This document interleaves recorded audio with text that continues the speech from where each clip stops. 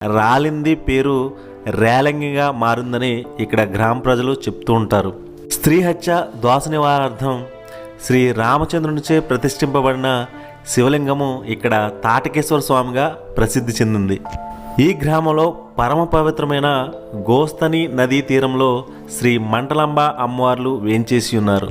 త్రేతాయుగంలో విశ్వామిత్ర మహర్షి చేసిన యాగము రామలక్ష్మణులచే రక్షింపబడి దిగ్విజయం కాగా ఆ యాగం నుండి జ్వాలాముఖి, జ్వాలామాన్ని అనే నామములతో ఇరువురు దేవతామూర్తులు ఉద్భవించి యాగఫలమును మహర్షికి అందజేసిరి.